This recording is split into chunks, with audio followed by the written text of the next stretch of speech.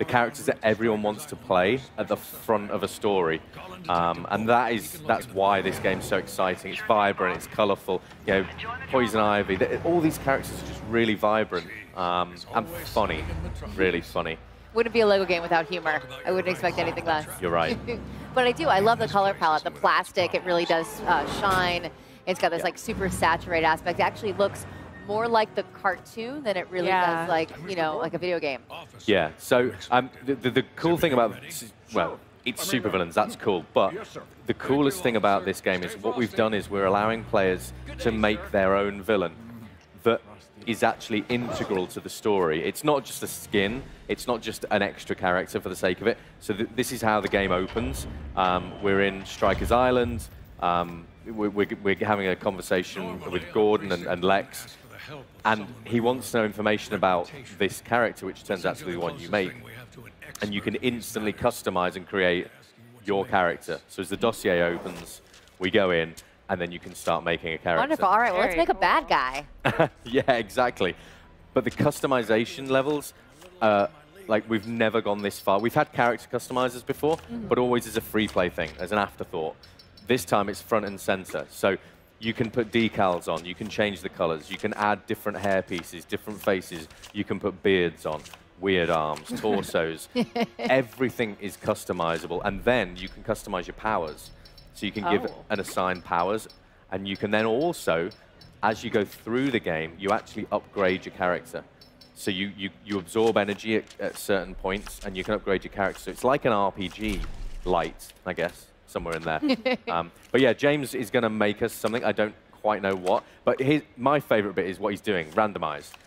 Because I'm so impatient when I play games. I just want to randomize and go. So that's generally what I will do. But James is kind of a master of using this customizer. But all the weapons are customizable, so you can also change the colors and change the attack styles, change the voices. So you know, there's male voices, female voices, there's robot voices.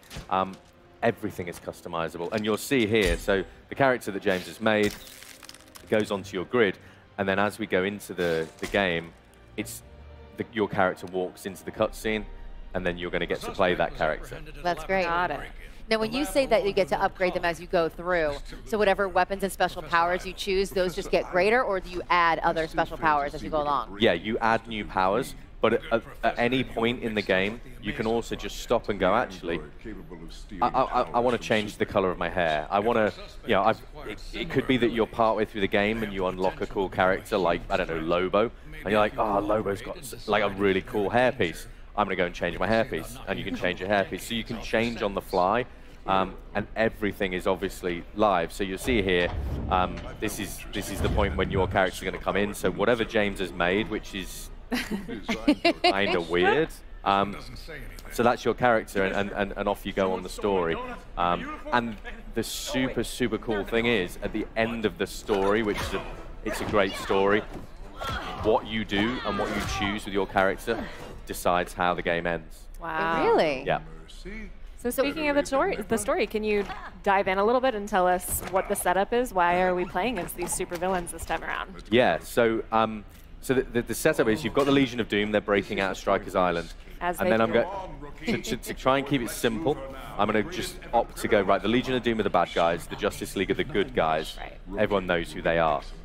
In the story, the Justice League go, and they're replaced by the Justice Syndicate, who are Owlman and Ultraman. And it's basically the Earth 3 Justice League, and they're really bad. They're like really bad, but they're trying to pretend to be the Justice League and be all nice. The bad guys, Legion of Doom, get onto that, and it's like, right, we've got to figure out what's going on. So the bad guys figure out that the good guys are bad guys. The bad guys need to take out those bad guys. It all goes wrong, and the next thing, Darkseid turns up with Apocalypse, with Granny Goodness, the Furies, Steppenwolf, Parademons, and it just... Oh my god, they're really all in more there. bad stuff. Does Granny have all her little orphans with her too? I think we've got yeah. and she has this like, it's super cool because she's got like a rocket-powered Zimmer frame she flies around on. But she'll stop and she knits goons, and they're little woolen bad guys that come and attack you. That's so cool. Things get, you know, we like making things silly. Yeah. We've kind of upped the level of silly on this one because villains allow you to do that. I also like the art style, too, of the counting on the side. We're looking on the left-hand side of the screen. That has definitely changed from the last Superheroes one. It has its own, obviously it's a Lego story, but it has its own unique art style. Yeah, we've kind of lent into the fact that the villains are so vibrant. When people see the box art, it's bright green. It kind of zooms off the page and it really stands out. Everything's got a kind of weird graffiti style, kind of Joker graffiti style. And we've tried to carry that through into the game, so that it just has this like really fresh feel to it. Yeah, we want people to play this game and go, well, this feels completely different to like a Lego game that I may have played previously. Now with the co-op options in this one, was there anything that you learned from previous Lego games that you changed for this one? Anything that you maybe would have done differently? Yeah, we spend a lot of time when we finish a game looking at player reactions and how people are perceiving it, and we still focus test a lot with children. So from the other superhero games that we've done, we learned a lot about making things easy. Sometimes people struggle with knowing which characters have which abilities. Sometimes they don't know what those characters are, who they are. So we've done a lot of stuff with this game to make things a lot easier to play. As in, you know, when people are playing, you want people to almost play without realizing what they're doing. So they don't have to sit there getting frustrated. It'll naturally flow. The gameplay naturally flows. There's an awful lot of stuff in there with dossiers, so you can open it up and read about your character, what powers they've got, how they unfold and how they unlock. But it's about making things nicer to play. So yeah, here you go. So James has opened the dossier, and there's some information about your character. And we've just, every time we do a game, we try and sort of go, okay, this is what someone maybe didn't like, so let's try and get rid of that. Let's make it better. And again, it comes down to the messaging as well. So we've got different hint styles. We've tried to not just have goons for the sake of goons. They have a purpose. And then the story, the combo, we've kind of redone loads of stuff. And it's even little things that people won't notice. So when we ask people to like press a certain button, sometimes you can actually press any button. So because, you know, really, really new people to games, really young kids, they'll just do this and look at the controller. And you want them to look at the screen. Right. So they'll just press a button, and it's like, this is cool. But we've got that added challenge in for older gamers. Because these games, everyone plays these games. Yeah. Except my mum and dad, but I can't do much about that. Maybe villains will be the one that'll convince them. Yeah, maybe. Maybe, one day. I still don't have a real job. So in the game, which character is your favorite to play as?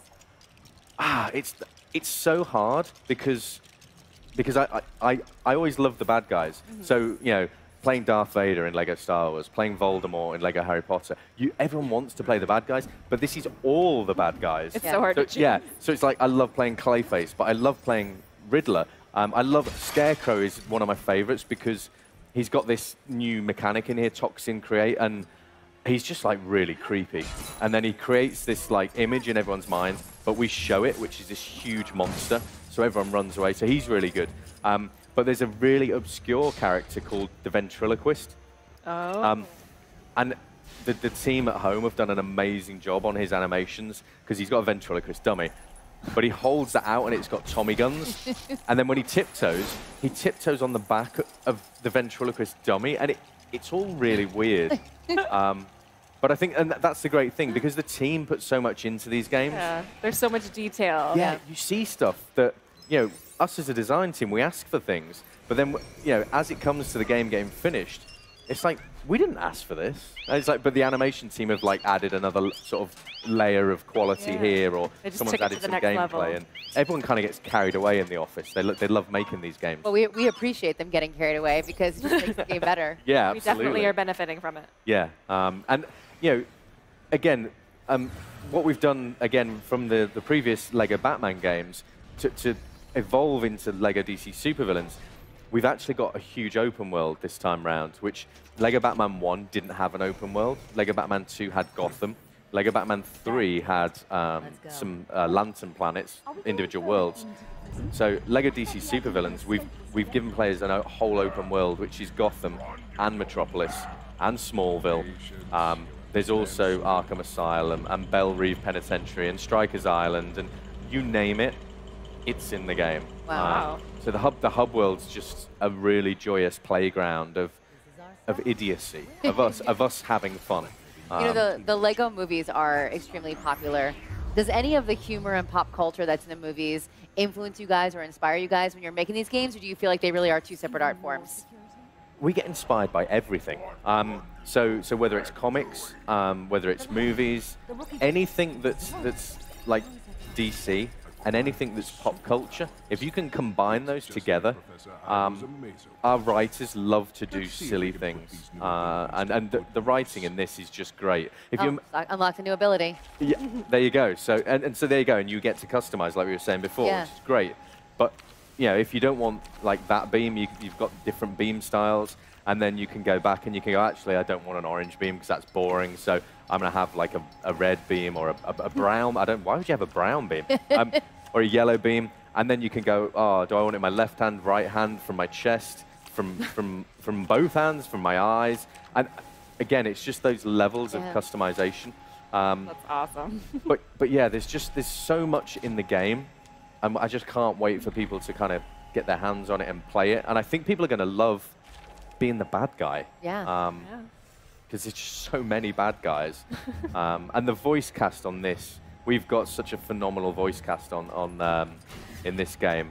It's kind of everyone we wanted, and we don't normally get everyone we want, and we got everyone we wanted on this one. So people just like hearing those classic voices. Anyone you can share with us? Harley wouldn't be Harley without Tara. Clancy is Lex. Joker, people are going to love who's our Joker. Yeah. I can't say anything, apparently. I wonder who it could be. But yeah, it's kind of a who's who. There's so much great talent in the game, but the jokes then work really well because some of the voice actors are known for playing maybe more serious versions of those characters. So when we get to have a bit of fun with them, it's those voice sessions are great fun to be in. So yeah, it's just a whole lot of fun, and that's what a game should be. Absolutely, that's what all the Lego games should always be about. The villains are coming! Where are the superheroes? Where did I park my car? Panic has gripped the streets of Metropolis, but who will save the city now? Citizens, remain calm. Everything is under control. The control of supervillains. Hiya. What? You ready, Mr. J? Everything is not okay.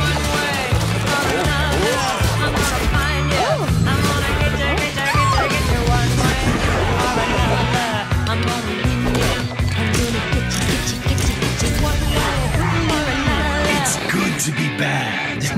Maybe you'd like to join us. Who, me? No, not you, dummy. I'm talking to the other guy.